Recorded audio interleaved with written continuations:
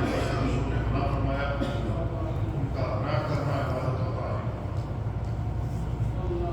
عبادت کی جو جامع تعریف بیان کی گئی ہے تو یہ اسم جامع لكل ما يحب الله ويرضاه من الاقوال والاعمال الظاهره والباطنه۔ عبادت ایک ایسا جامع نام ہے جو ہمارے قول کو اور ہمارے فعل کو بھی شامل ہے، چاہے ان کا تعلق ہمارے ظاہر سے ہو یا باطن سے ہو، لیکن وہ اللہ تعالیٰ کا محبوب ہو، اللہ تعالیٰ اسے راضی ہو۔ یہ عبادت کی تعریف پچھلے ہفتے میں بیان کی تھی۔ اب اس عبادت کے ضمن میں جو بات آتی ہے وہ دعا ہے۔ دعا کا عبادت ہونا قرآن و سنت دونوں سے ثابت ہے۔ اللہ رب العالمین نے بیان فرمایا وقال ربكم ادعوني استجب لكم ان الذين يستكبرون عن عبادتي سيدخلون جہنم داخرین۔ ہمارے رب نے کہا مجھ سے دعا کرو، مجھے پکارو، میں تمہاری پکار سنتا ہوں، میں تمہاری دعاؤں کو قبول کرتا ہوں۔ جو لوگ میری دعا سے میری عبادت سے تکبر کریں گے وہ جہنم میں ذلیل ہو کر داخل ہوں گے۔ اللہ رب العالمین نے آیت کے شروع میں کہا ادعونی، مجھ سے دعا کرو، اور آیت کے اخیر میں کہہ رہا ہے ان الذین یستکبرون عن عبادتی، جو لوگ میری عبادت سے تکبر کریں گے۔ اسی دعا کو اللہ رب العالمین عبادت کہہ رہا ہے۔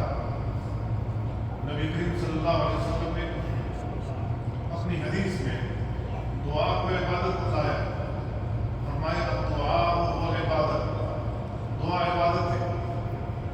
تو دعا کا عبادت ہونا قرآن و سنت دونوں سے ثابت ہے، لہذا جو بھی دعائیں کی جائیں گی وہ تنہا اللہ رب العالمین سے، اللہ کے علاوہ کسی اور سے ہم دعا کریں گے، اللہ کے علاوہ کسی اور سے اپنے ان حاجتوں کا سوال کریں گے جن پر اللہ کے علاوہ کوئی قادر نہیں ہے، تو اللہ کی عبادت میں شرک ہو جائے گا۔ تو اللہ رب العالمین اپنی عبادت میں شریک کرنے سے کسی کو بھی منع کرتا ہے۔ لا یشرک بعبادۃ ربہ احدا، اپنے رب کی عبادت میں کسی کو شریک نہ کرو۔ اللہ رب العالمین اپنی عبادت میں کسی کو بھی شریک کرنے سے منع فرماتا ہے۔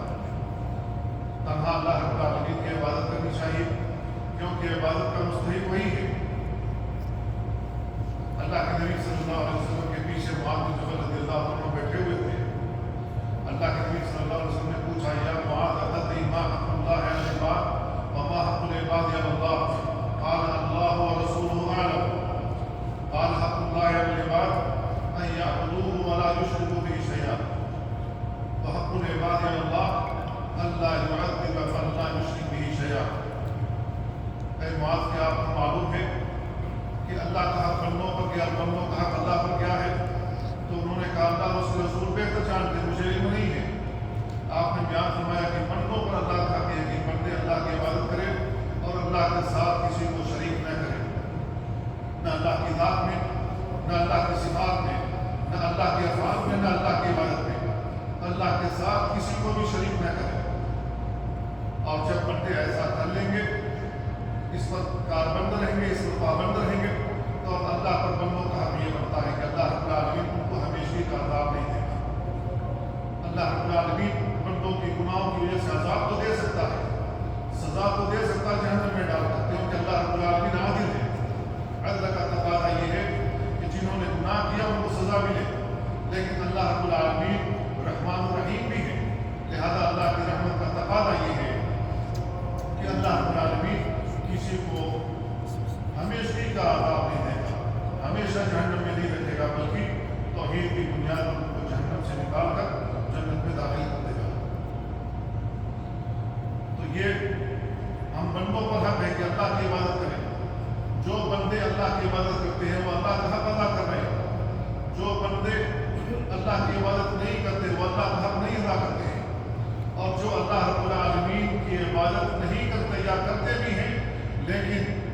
اللہ کی عبادت جو تنہا اللہ کی عبادت ہونی چاہیے اس عبادت کو غیر اللہ کے لیے کرتے ہیں تو ایسی صورت میں وہ اللہ کا حق چھین کر دوسرے کو دے رہے جو اس کا مستحق نہیں ہے۔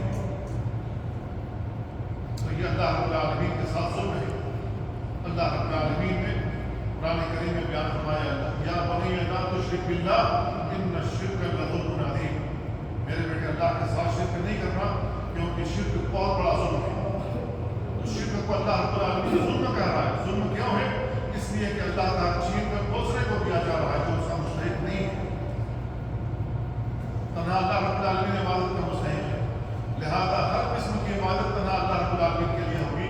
تو دعا چونکہ عبادت ہے لہذا دعا جیسی عبادت بھی تنہا اللہ رب العالمین کے لیے کی جائے گی، اللہ رب العالمین سے کی جائے گی۔ اللہ کے علاوہ کسی اور سے دعا کریں گے تو اللہ کی عبادت میں شرک ہو جائے گا۔ اللہ رب العالمین نے دعا کا حکم دیا۔ اللہ رب العالمین نے ایک آیت میں بیان فرمایا وَأَنَّ الْمَسَاجِدَ لِلَّهِ فَلَا تَدْعُوا مَعَ اللَّهِ أَحَدًا، مسجدیں اللہ رب العالمین کی عبادت کے لیے بنائی جاتی ہیں۔ مسجدیں جو ہم تعمیر کرتے ہیں کس کی عبادت کے لیے؟ اللہ رب العالمین کی عبادت کے لیے۔ اللہ رب العالمین نے بیان فرمایا وَأَنَّ الْمَسَاجِدَ لِلَّهِ، مسجدیں اللہ رب العالمین کے لیے، فَلَا تَدْعُوا مَعَ اللَّهِ أَحَدًا، لہذا اللہ کے ساتھ کسی اور کو نہ پکارو، اللہ کے ساتھ کسی اور کو دعا نہ کرو۔ کیا مطلب ہے اللہ کے ساتھ کسی اور کو پکارنا؟ اس کا مطلب یہ ہے کہ ہم اللہ کو نہیں پکارے۔ نماز ہم نے پڑھا، ہم نے کہا دعا میں کہا ایاک نعبد و ایاک نستعین اقرار کیا، اب اللہ سے دعا کر رہے ہیں اہدنا الصراط المستقیم، ہم نے اللہ سے دعا کی، اللہ رب العالمین سے مانگا۔ لیکن یہیں بیٹھے بیٹھے اگر ہم قوالی پڑھنا شروع کر دیتے ہیں در دو جھولی میری یا محمد تیرے در سے جائیں گے نہ ہاتھ خالی، اب یہ جو ہم نے قوالی پڑھی اپنی زبان سے تو ہم نے اللہ رب العالمین کی عبادت میں شرک کیا، کیونکہ دعا جیسی عبادت جو تنہا اللہ رب العالمین سے ہونی چاہیے تھی ہم نے محمد صلی اللہ علیہ وسلم سے کرنی شروع کر دی، اور یہ کہنا شروع کر دیا کہ اے محمد میری جھولی بھر دیجیے، جن چیزوں کی احتیاج اور ضرورت ہے اے محمد صلی اللہ علیہ وسلم میری حاجات پوری کر دیجیے، تیرے در پر جب آ گئے ہیں تو آپ کے در سے خالی ہاتھ نہیں جائیں گے۔ یہ تو دعائیہ جملہ ہے۔ اگر کوئی شخص اس قسم کی قوالی پڑھتا ہے یا اس قسم کے شعر کو پڑھتا ہے تو وہ اللہ رب العالمین کے ساتھ شرک کر رہا ہے۔ اب اگر کوئی شخص کہتا ہے یا غوث المدد، تو یہ دعائیہ جملہ ہے۔ غوث کو یعنی عبد القادر جیلانی کو پکار رہا ہے کہ اے عبد القادر جیلانی میری مدد کیجیے، یہ دعائیہ جملہ ہے۔ لہذا کوئی شخص یہ جملہ اپنی زبان سے ادا کرتا ہے تو وہ اللہ کی عبادت میں شرک کر رہا ہے۔ یا علی المدد یا حسین المدد، اگر کوئی شخص یہ الفاظ اپنی زبان سے کہتا ہے اور ان سے مدد مانگتا ہے تو علی رضی اللہ تعالیٰ عنہ کو اللہ کی عبادت میں شریک بنا رہا ہے، حسین رضی اللہ تعالیٰ عنہ کو اللہ کی عبادت میں شریک بنا رہا ہے۔ کیوں؟ اس لیے کہ یہ جو دعائیہ جملہ ہے، یہ دعائیہ جملہ ہے، یہ دعائیہ جملہ صرف اللہ رب العالمین سے کی جائے گی، یہ دعائیہ جملہ صرف اللہ رب العالمین سے ہی ہم مان سکتے ہیں، اللہ رب العالمین کو ہی پکار سکتے ہیں، اللہ کے علاوہ کسی اور کو نہیں پکار سکتے، کسی اور سے دعا نہیں کر سکتے۔ تو ان المساجد للہ فلا تدعوا مع اللہ احدا، اللہ کے ساتھ کسی کو نہ پکارو۔ تو ہم نے اللہ کو بھی پکارا، اللہ کے ساتھ کسی اور کو بھی پکارنا شروع کر دیا، اللہ رب العالمین اس سے منع فرماتا ہے۔ اسی وجہ سے اللہ رب العالمین نے کہا فادعوا اللہ مخلصین لہ الدین، اللہ رب العالمین کو پکارو تو دین کو خالص کر کے، فادعوا اللہ مخلصین، پورے اخلاص کے ساتھ دین کو خالص کر کے اللہ رب العالمین کو پکارو۔ جن چیزوں کی احتیاج اور ضرورت ہے ان احتیاج کو پورا کرنے کے لیے ہمیں تنہا اللہ رب العالمین کو پکارنا چاہیے، تنہا اللہ رب العالمین سے دعا کرنی چاہیے، کیونکہ وَنَحْنُ أَقْرَبُ إِلَيْهِ مِنْ حَبْلِ الْوَرِيدِ، اللہ رب العالمین آپ کی شہرت سے بھی زیادہ قریب ہے۔ بندے جب اللہ رب العالمین کو پکارتے ہیں اللہ رب العالمین ان کی پکار کو سنتا ہے۔ جہاں اللہ رب العالمین ہماری آزمائش کرتا ہے، اللہ رب العالمین نے انبیاء کی بھی آزمائش کی ہے۔ آدم علیہ السلام جنت سے نکالے گئے، کیا ان کی اتنی بڑی آزمائش نہیں ہوئی؟ آدم علیہ السلام حوا علیہ السلام دونوں جنت سے نکالے گئے اور دونوں نے کہا قال ربنا ظلمنا انفسنا وان لم تغفر لنا وترحمنا لنكونن من الخاسرین،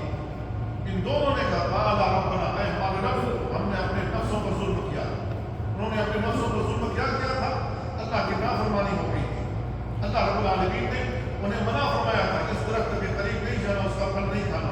لا تقربا هذه الشجرة فتكونا من الظالمين، اس درخت کے قریب نہیں جانا ورنہ ظالموں میں سے ہو جاؤ گے. اللہ کے ساتھ تم اپنے اوپر ظلم کر بیٹھو گے، اللہ کی نافرمانی کر بیٹھو گے. کیونکہ اللہ تعالیٰ نے منع فرمایا کہ اس درخت کے قریب نہیں جانا. لہذا شیطان نے فوسوس لهم الشیطان، شیطان نے ان دونوں کو وسوسہ دلایا کہ اس درخت کا پھل کھا لو تاکہ تم ہمیشہ جنت میں رہنے والے بن جاؤ، کبھی جنت سے نہیں نکالے جاؤ. جب انہوں نے کھا لیا اور بھول گئے کہ اللہ رب العالمین نے منع فرمایا تھا، تو ایسی صورت میں اللہ رب العالمین نے ان کا جو جنتی لباس پہنا رکھا تھا خود بخود دھڑام سے گر گیا اور جنت سے نکال گیا. شیطان کی فرمانبرداری کی، اللہ کی نافرمانی ہو گئی. لیکن یہ جو نافرمانی ہوئی جان بوجھ کر نہیں ہوئی، یہ جان بوجھ کر انہوں نے نافرمانی نہیں کی تھی، بھول گئے، ان سے یہ غلطی ہو گئی، بھول چوک ہو گئی. اللہ رب العالمین نے ان کو فوری طور پر سزا دی اور دنیا میں بھیج دیا. قل اهبطوا منها جميعا، اللہ رب العالمین نے کہا تم سب کے سب جاؤ، جنت سے نکلو، دنیا میں جا کر کے رہو. تو قل اهبطوا بعضكم لبعض عدو، ہم نے کہا جاؤ دنیا میں تمہارا بعض کا دشمن ہوگا. اللہ رب العالمین نے آدم علیہ السلام اور ان کی بیوی حوا علیہ السلام کو جنت سے نکالا، دنیا میں آ گئے.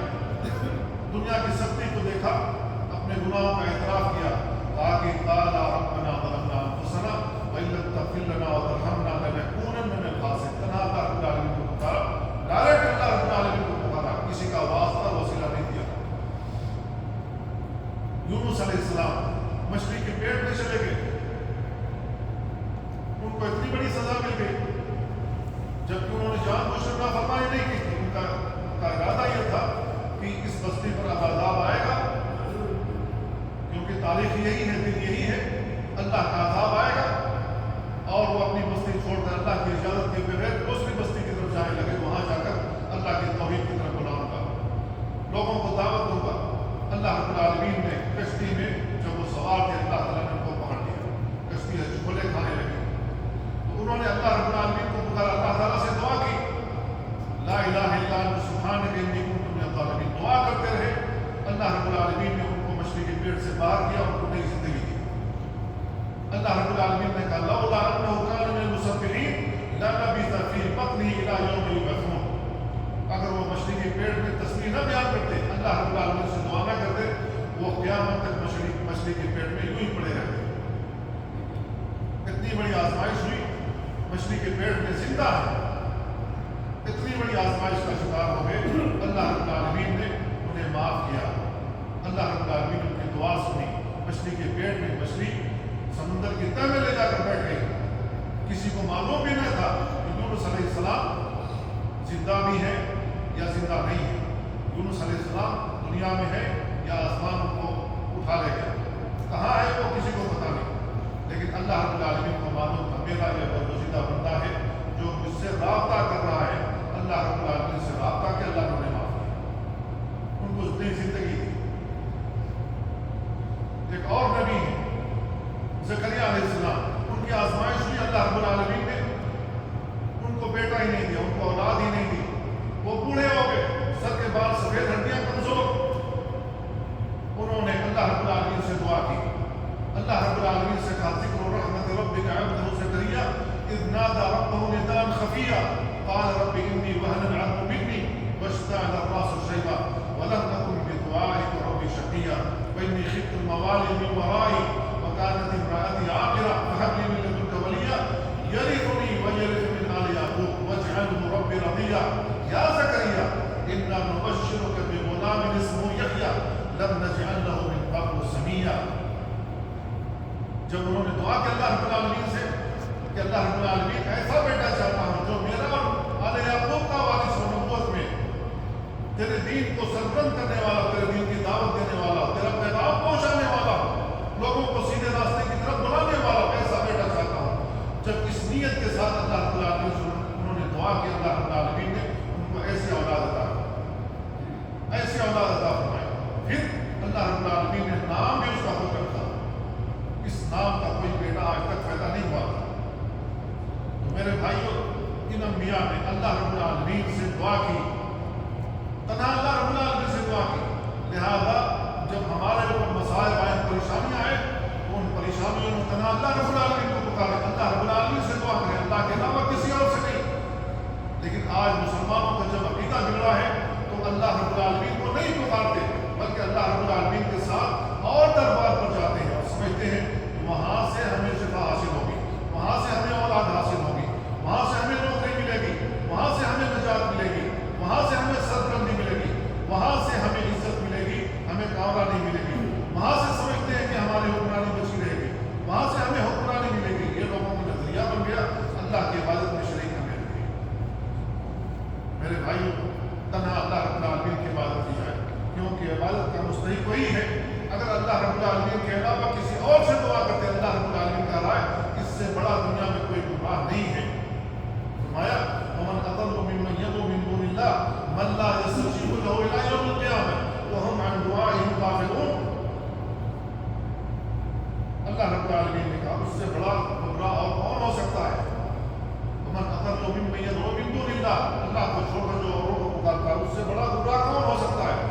من لا يستجيب له الى يوم القيامه، جو قیامت تک اس کی پکار نہیں سن سکتے، اس کا جو مدعا ہے وہ پورا نہیں کر سکتے۔ وهم عن دعائهم غافلون، اور وہ اس کی دعا سے، اس کی پکار سے غافل ہیں۔ اللہ رب العالمین نے دوسری جگہ کہا وَإِن تَدْعُوهُمْ لَا يَسْمَعُوا دُعَاءَكُمْ، اگر تم انہیں پکارو وہ تمہاری دعا نہیں سن سکتے۔ وَلَوْ سَمِعُوا مَا اسْتَجَابُوا لَكُمْ، اگر وہ سن بھی لیں تو تمہاری پکار کو وہ پورا نہیں کر سکتے جو تم ان سے مانگتے ہیں۔ وَيَوْمَ الْقِيَامَةِ يَكْفُرُونَ بِشِرْكِكُمْ، اب قیامت والے دن جب اٹھائے جائیں گے تو یہ تمہارے شرک کا انکار کر دیں گے۔ اسی پکار کو اللہ رب العالمین کہا کہ اللہ کو چھوڑ کر جس کو تم پکارتے ہو یہ شرک ہے، یہ تمہارے شرک کا انکار کر دیں گے۔ وَلَا يُنَبِّئُكَ مِثْلُ خَبِيرٍ، اللہ رب العالمین خبر دے رہا ہے کہ اللہ رب العالمین جو بتا رہا ہے اس کے ادراک کوئی بھی نہیں ہے۔ اللہ رب العالمین ہمیں خبر دے رہا ہے کہ جن کو تم پکارتے ہو اللہ کو چھوڑ کر قیامت والے دن انکار کر دیں گے کہ ہم نے تو نہیں کہا تھا، یا خواجہ بغدادی نے کہا تھا، یا عبد القادر جیلانی نے کہا تھا کہ میرے مرنے کے بعد کہنا یا غوث مدد، یا خواجہ معین الدین نے کہا تھا کہ میرے مرنے کے بعد تم میری قبر پر حاضری دینا، میرا سجدہ کرنا، میرے اوپر چڑھاوے چڑھانا، مجھے پکارنا، میں تمہاری مدد کے لیے آؤں گا۔ کیا علی رضی اللہ عنہ نے کہا تھا کہ میری مدد کے لیے مجھے پکارنا؟ جبکہ شعر آتا ہے، شعر ہم سنتے ہیں، نادی علی مظہر العجائب تجد معاونا عند كل مصائب، یہ شعر ہم اپنے کانوں سے سنتے ہیں کہ علی کو پکارو، نادی علی مظہر العجائب، عجیب انداز میں تمہاری مدد کو آئیں گے، تجد معاونا عند كل مصائب، ہر مصیبت کے وقت تم ان کو مددگار پاؤ گے۔ یہ ہمیں اور آپ کو کہا جا رہا ہے۔ علی رضی اللہ تعالیٰ عنہ جو اپنی مدد نہیں کر سکے، وہ فجر کی نماز پڑھانے کے لیے جا رہے تھے، ان کو شہید کر دیا گیا، وہ اپنی مدد نہیں کر سکے، وہ اپنے بیٹے حسین کی مدد نہیں کر سکے، ان کے ساتھ پورا کنبہ ختم ہو گیا، پورا خاندان ختم ہو گیا، ان کی مدد کے لیے نہیں آئے۔ اگر آدمی اپنی مدد نہیں کر سکتا ہے اور اپنے گھر والوں کے، اپنے بیٹوں، نواسوں کی پوتوں اور پوتیوں کی مدد نہیں کر سکتا ہے تو کس کی کرے گا؟ لوگوں کی عقلوں پر کیا تالے لگ گئے ہیں؟ یہ بات نہیں سمجھ میں آتی۔ جو خود قتل ہو سکتا ہو، اپنے آپ کو بچا نہ سکتا ہو، آپ کو کیسے بچا سکتا ہے؟ اتنی سی معمولی سی بات نہیں سمجھ میں آتی، لیکن نہیں صاحب، ان کو بتانا یا علی المدد یا حسین المدد، یہ نعرے لگانے۔ تو میرے بھائیو، جس قسم کے نعرے اگر ہم لگاتے ہیں تو یوں سمجھ لیجیے کہ ہم اللہ کی عبادت